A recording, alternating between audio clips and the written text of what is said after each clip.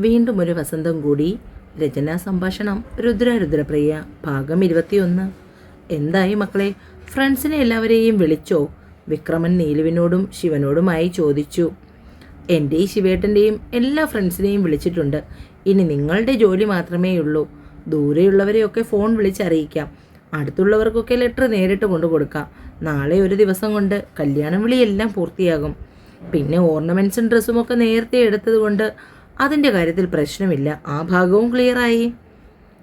എന്നാൽ ഒരു കാര്യം ചെയ്യ്, നിങ്ങൾ യാത്ര കഴിഞ്ഞ് ക്ഷീണിച്ച് വന്നതല്ലേ, ഭക്ഷണം കഴിക്ക്. ദിയ രണ്ടുപേരെയും കൂട്ടി ഭക്ഷണം കഴിക്കാൻ പോയി.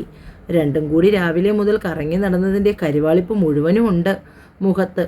അത് കുഴപ്പമില്ല ഏട്ടത്തി, ഇവൾ നാളെ മുതൽ വർക്ക്ഷോപ്പിൽ കയറുകയല്ലേ. ശിവൻ കളിയാക്കി.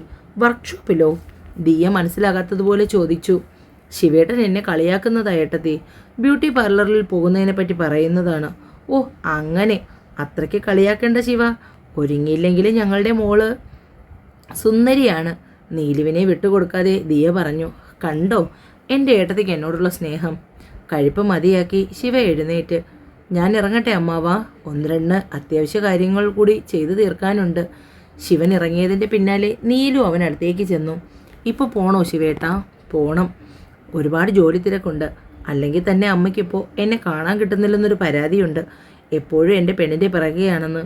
നീല് ചുണ്ടു കൂർപ്പിച്ചു. അപ്പച്ചി അങ്ങനെ പറഞ്ഞോ? പെണ്ണിൻ്റെ ചുണ്ട് പിളർന്നു. ശിവ അവളെ ഇടുപ്പിലൂടെ ചേർത്ത് പിടിച്ച് അല്പം മാറി നിന്നു. വെറുതെ പറഞ്ഞതല്ലേ ഞാൻ. ഈ മുഖത്ത് വിരിയുന്ന ഭാവങ്ങൾ കാണാൻ, ഇങ്ങനെ ചുണ്ടു കൂർപ്പിക്കുന്ന പെണ്ണിനെ കാണാൻ എനിക്കിഷ്ടമാണ്. അപ്പോൾ പെണ്ണിന് പ്രത്യേക ചന്തമാണ്. ശിവൻ്റെ മുഖം കുനിഞ്ഞ് നീലുവിൻ്റെ നേരെ താണു വന്നു. അപ്പോഴേക്കും മൊബൈൽ റിങ്ങാവാൻ തുടങ്ങി. നീലു അവനെ തള്ളി മാറ്റി. ഓഫീസിൽ കാര്യങ്ങൾ ഇപ്പോൾ ഒരുവിധം കുഴപ്പമില്ലാതെ സത്യ കൊണ്ടുപോകുന്നുണ്ട്. ഇടയ്ക്ക് ഓഫീസിലെ ചില ഇമ്പോർട്ടൻ്റ് ഫയൽ നോക്കുമ്പോഴാണ് സത്യയുടെ ഓഫീസ് ആവശ്യങ്ങൾക്ക് ഉപയോഗിക്കുന്ന മൊബൈൽ കിട്ടിയത്. ആദ്യം അത് അത്രയും ഗൗനിച്ചില്ലെങ്കിലും പിന്നെ ആ മൊബൈൽ കയ്യിൽ സൂക്ഷിച്ചു. ലഞ്ച് കഴിഞ്ഞുള്ള സമയം അല്പനേരം റെസ്റ്റാണ്. ആ ടൈമിലാണ് സാധാരണ വീട്ടിൽ വിളിച്ച് നന്ദുവിനോട് സംസാരിക്കുന്നത്. ഇന്ന് ഫോൺ കിട്ടിയപ്പോൾ അതൊന്ന് ചെക്ക് ചെയ്തിരുന്നു. അതുകൊണ്ട് വീട്ടിലേക്ക് വിളിച്ചില്ല. അപ്പോഴേക്കും വീട്ടിൽ നിന്നും കോളെത്തി. ഇതെന്താ ഏട്ടാ, തിരക്കാണോ? അതാണോ വിളിക്കാത്തേ? നന്ദുവിൻ്റെ പരിഭവത്തോടെയുള്ള സ്വരം. ഒന്നുമില്ല, എൻ്റെ ഒരു പഴയ ഫോൺ കിട്ടി ഓഫീസിൽ നിന്ന്, അതൊന്ന് നോക്കാനിരുന്നു. ആദ്യമൊന്നും തോന്നിയില്ല, പക്ഷെ പിന്നീടാണ് അപകടം മണത്തത്. നീലിമയുടെ കോൺടാക്റ്റ് ഡീറ്റെയിൽസ് വല്ലതും അതിലുണ്ടെങ്കിൽ. നന്ദുവിന് വെപ്രാളമായി. സത്യ മൊബൈൽ കട്ടാക്കി. കനൽക്കൂമ്പാരത്തിൽ എടുത്തെറിയപ്പെട്ടതുപോലെ തോന്നി നന്ദുവിന്. എന്നാൽ ഭയപ്പെട്ടതുപോലെയൊന്നും സംഭവിച്ചില്ല. സത്യ വന്നു കഴിഞ്ഞപ്പോൾ അവൾക്കത് മനസ്സിലായി. എന്താടോ തൻ്റെ മുഖത്തൊരു വാട്ടം? എന്തെങ്കിലും വിഷമമുണ്ടോ? ഏയ് ഇല്ല, ഏട്ടൻ വെറുതെ തോന്നുന്നതാ. അവനൊന്നും അറിഞ്ഞില്ലെന്ന് നന്ദുവിന് മനസ്സിലായി. എങ്കിലും എപ്പോഴും വേണമെങ്കിലും പൊട്ടിത്തെറിക്കാവുന്ന ബോംബാണ് ആ മൊബൈലെന്ന് നന്ദുവിന് തോന്നി. രാത്രിയിൽ സാരംഗമൊത്ത് സംസാരിക്കുമ്പോൾ സത്യ ആ മൊബൈലിൻ്റെ കാര്യം അവനോട് പറഞ്ഞു. പക്ഷെ അത് ഓപ്പൺ ആകുന്നില്ല, ലോക്ക് മറന്നു. ഇനിയത് മൊബൈൽ ഫോൺ ടെക്നീഷ്യൻസിനെ ആരെങ്കിലും കാണിക്കണം. നാളെ നീ എൻ്റെ ഒപ്പം ഒന്ന് വരണം. സാരംഗ് അർത്ഥസമ്മതം നൽകി. അപ്പോൾ അവൻ നന്ദുവിനെ നോക്കി. അവളുടെ മുഖഭാവത്തിൽ നിന്ന് തന്നെ മനസ്സിലായി എത്രമാത്രം ടെൻഷൻ അവൾ അനുഭവിക്കുന്നുണ്ടെന്ന്. നന്ദു, സത്യ അകത്തേക്ക് പോയ തക്കത്തിന് സാരംഗ് നന്ദുവിൻ്റെ അടുത്തേക്ക് വന്നു. നീ ഇങ്ങനെ ടെൻഷൻ ആകേണ്ട, നമുക്ക് നോക്കാം. എന്തിനും ഞങ്ങളെല്ലാം നിൻ്റെ ഒപ്പമുണ്ട്. അവൾ തിളക്കമില്ലാത്ത പുഞ്ചിരി അവന് സമ്മാനിച്ചു. ഭക്ഷണം കഴിഞ്ഞ് റൂമിലെത്തുമ്പോൾ സത്യ തിരക്ക് പിടിച്ച് ലാപ്പിൽ ജോലി ചെയ്യുന്നു. നന്ദു മാറാനുള്ളതെടുത്ത് വാഷ്റൂമിലേക്ക് പോയി. തിരികെ വരുമ്പോഴും സത്യ ജോലിയിലായിരുന്നു. നന്ദു അവനെ ശല്യം ചെയ്യാതെ ബെഡിൽ കയറി കിടന്നു.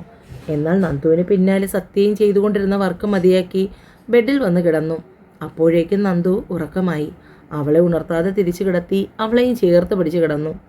ദിവസങ്ങൾ ഓടി മാറി. ആ മൊബൈലിൻ്റെ കാര്യം എല്ലാവരും മറന്നു. വലിയ പ്രശ്നങ്ങളൊന്നുമില്ലാതെ ജീവിതം സുഖമായി തന്നെ മുന്നോട്ട് പോയി. ഇതിനിടയിൽ നന്ദുവിന് വിശേഷം ഒന്നും ആയില്ലല്ലോ എന്ന ചിന്ത സുമയ്ക്ക് തോന്നി തുടങ്ങി. അവരത് നന്ദുവിനോട് ചോദിച്ചു. പെട്ടെന്ന് കേട്ടപ്പോൾ അവൾക്കും വല്ലായ്മ തോന്നി.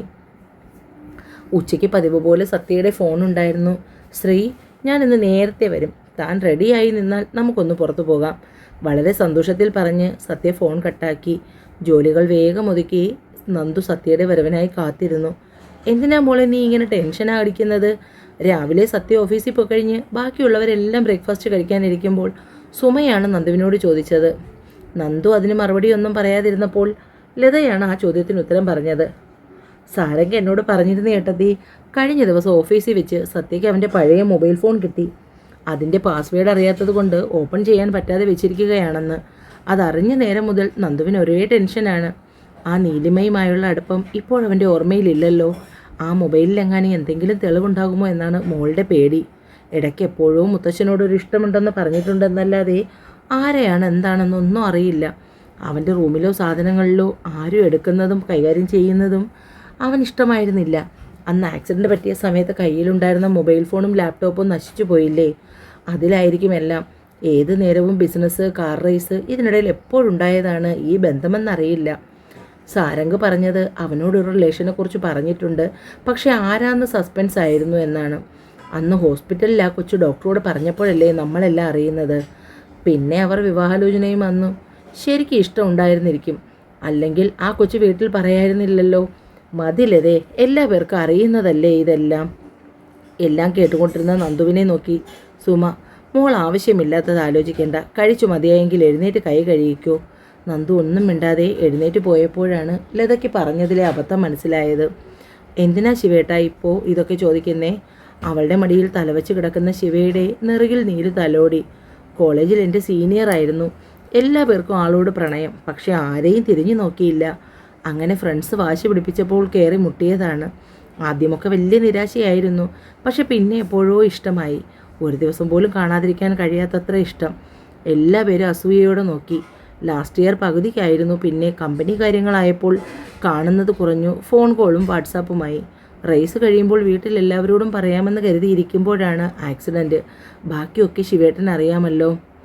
സ്വയം ആരാണെന്ന് തിരിച്ചറിയാത്ത ഒരാളുടെ ഒപ്പം മകളെ പറഞ്ഞേക്കാൻ ഏതൊരച്ഛനും ഏട്ടന്മാർക്കും പറ്റില്ല. അതങ്ങനെ അവസാനിച്ചു. പറഞ്ഞു കഴിഞ്ഞ് നീലു നെടുവേർപ്പെട്ടു. തനിക്ക് നഷ്ടബോധം തോന്നുന്നുണ്ടോ ഇപ്പോൾ? ശിവൻ അവളുടെ മടിയിൽ നിന്നും എഴുന്നേറ്റ് നേരെ ഇരുന്ന് നീലുവിൻ്റെ മുഖത്തേക്ക് നോക്കി. ഈ ചോദ്യം നമ്മൾ ആദ്യമായി കാണുമ്പോഴും ഞാൻ എന്നെക്കുറിച്ച് പറയുമ്പോഴും ശിവേട്ടൻ ചോദിക്കണമായിരുന്നു. നഷ്ടബോധം എന്നൊന്നും തോന്നുന്നില്ല, വേദന അതുണ്ട്. ആദ്യ പ്രണയം, അത് നഷ്ടമാവുമ്പോൾ എല്ലാവർക്കും തോന്നുന്ന വേദന. ഒരുപാട് നാൾ വേണ്ടി വന്നു എനിക്ക് സത്യയെ എൻ്റെ മനസ്സിൽ നിന്നും മാറ്റി നിർത്താൻ. കഷ്ടപ്പെട്ട് വളർത്തി വലുതാക്കിയ അച്ഛൻ്റെയും ജ്യേഷ്ഠന്മാരുടെയും കണ്ണുനീരിന് മുന്നിൽ തോറ്റുപോയി. ശരിക്കും പറഞ്ഞാൽ അവർക്കൊക്കെ വേണ്ടിയാണ് ഞാൻ ശിവേട്ടനുമൊത്തുള്ള വിവാഹത്തിന് സമ്മതിച്ചത്. പക്ഷേ ശിവേട്ടനോട് അടുത്ത് മനസ്സിലെ സങ്കടങ്ങൾ മുഴുവനും പറഞ്ഞു കഴിഞ്ഞപ്പോൾ ശിവേട്ടൻ എൻ്റെ അടുത്ത ഫ്രണ്ടായി മാറി. മറക്കുവാനുള്ള കഴിവ് മനുഷ്യസഹജമാണല്ലോ. മനസ്സിൻ്റെ ഒരു കോണിലുണ്ട്. അത് വേണ്ട, നിൻ്റെ മനസ്സിൻ്റെ ഒരു കോണിലും അയാൾ വേണ്ട, ഞാൻ മാത്രം മതി കേട്ടോ. ശിവ അവളുടെ നെറ്റിയിൽ നെറ്റിമുട്ടിച്ചു. ഇന്നാണ് നീലുവിൻ്റെ ഹൽദി ചടങ്ങ്. വീടും പരിസരവും ഇവൻറ്റ് മാനേജ്മെൻറ്റുകാർ കയ്യേറിയിട്ടുണ്ട്. നിരഞ്ജൻ, ദിയ, അവരുടെ കുഞ്ഞുൾപ്പെടെ മഞ്ഞ നിറത്തിലുള്ള ഡ്രസ്സും അച്ഛനും അമ്മയും അവരെയും കൂടി വേഷം കെട്ടിച്ചിട്ടുണ്ട്. ആകെ ബഹളമയം. അപ്പച്ചി ശിവയും പിന്നെ അവരുടെ കുറച്ച് റിലേറ്റീവ്സും. ശിവ എത്തിയും വലിഞ്ഞ് നീലുവിനെ നോക്കുന്നുണ്ട്. വന്നപ്പോൾ ഒരു വട്ടം കണ്ടതാണ് പെണ്ണിനെ, പിന്നെ ഇതുവരെ നേരെ ചൊവ്വെ കാണാൻ കഴിഞ്ഞിട്ടില്ല. അല്ല, അളിയൻ എന്താ മാറി നിൽക്കുന്നേ? അവിടെ അന്വേഷിക്കുന്നുണ്ട് ഫോട്ടോഷൂട്ടിന്. ശിവയ്ക്ക് സമാധാനമായി. രോഗി എത്തിച്ചതും വൈദ്യൻ കൽപ്പിച്ചതും പാല്. നിരഞ്ജൻ വന്ന് പറഞ്ഞു. ഫോട്ടോഗ്രാഫേഴ്സ് പറഞ്ഞതുപോലെ രണ്ടുപേരും ഫോട്ടോയ്ക്ക് പോസ്റ്റ് ചെയ്തു. പാട്ടും ബഹളവുമായി ഹൽദി ചടങ്ങ് കഴിഞ്ഞു. രാത്രി ഒരുപാട് വൈകിയാണ് ശിവയും അമ്മയും ഒക്കെ വീട്ടിലെത്തിയത്. രാവിലെ നേരത്തെ എഴുന്നേൽക്കാനുള്ളത് കൊണ്ട് തന്നെ എല്ലാവരും വേഗം കിടന്നുറങ്ങി. എല്ലാം തീർന്നു. രാവിലെ ബ്യൂട്ടീഷ്യൻ എത്തിയതും നീലുവും അച്ഛനും അമ്മയ്ക്കും ദക്ഷിണ കൊടുത്തു. നിരഞ്ജൻ്റെ കാൽക്കൽ വീഴും മുമ്പ് അവനവളെ പിടിച്ച് എഴുന്നേൽപ്പിച്ചു. ഏട്ടൻ്റെ മോളാണ് നീ, എൻ്റെ അനുഗ്രഹം എപ്പോഴും നിൻ്റെ കൂടെയുണ്ട്. അവൻ അവളെ പൊതിഞ്ഞു പിടിച്ചു. നെറ്റിയിൽ ചുണ്ടു ചേർത്തു. നിർമ്മൽ ചേർത്ത് പിടിച്ച് വട്ടം കറക്കി. ഇനി ഇതുപോലെ ശിവ അളിയനെ വട്ടം കറക്കേണ്ടവളാണ്. അത് കേട്ട് എല്ലാവരും പൊട്ടിച്ചിരിച്ചു.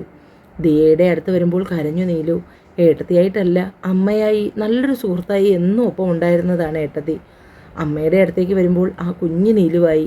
അമ്മയുടെ തോളി ചേർന്ന് നിന്നു. അയ്യേ, കരയുവാണോ അമ്മയുടെ കുട്ടി? മോശം.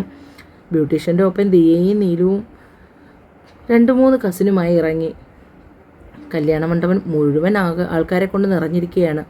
ആർഭാടം വിളിച്ചറിയിക്കുന്ന രീതിയിലായിരുന്നു അറേഞ്ച്മെൻറ്റ്സ് എല്ലാം. നിരഞ്ജനും നിർമ്മലും അതിഥികളെ സ്വീകരിക്കുന്ന തിരക്കിലായിരുന്നു. ചെക്കനെയും കൂട്ടരെയും എതിരേറ്റത് നിരഞ്ജനും നിർമ്മലും ചേർന്നാണ്. അളിയന്മാർ 3 പേരും ചേർന്ന് നിന്ന് ഫോട്ടോസ് എടുത്തു. പിന്നെ അങ്ങോട്ട് ശിവയെ കാറിൽ നിർത്തിയും ഇരുത്തിയും കിടത്തിയും ഫോട്ടോസ് എടുത്തു. മണ്ഡപത്തിൽ നീലുവിൻ്റെ വിവിധ കാലഘട്ടത്തിലെ ഫോട്ടോസ് അലങ്കരിച്ച കതിർമണ്ഡപത്തിൻ്റെ സ്ക്രീനിലൂടെ മിന്നിമറഞ്ഞുകൊണ്ടിരുന്നു. ഡാർക്ക് വയലറ്റ് കാഞ്ചീപുരം സാരിയായിരുന്നു നീലു ഉടുത്തിരുന്നത്. അതിന് മാച്ചിങ് ബ്ലൗസ് പീസും. ട്രഡീഷണൽ ആൻറ്റിക്ക് ചേർന്ന ഓർണമെൻറ്റ്സ്, റൂബി, എമറാൾഡ്, പേളും ചേർന്ന സെറ്റ്, മാച്ചിങ് ബാംഗിൾസ്, അതിൻ്റെ തന്നെ ഇയർ റിങ്ങും. ഹെവി മേക്കപ്പ് ആയിരുന്നു, പക്ഷെ കാഴ്ചയ്ക്ക് സിമ്പിളെന്ന് തോന്നിപ്പോകും.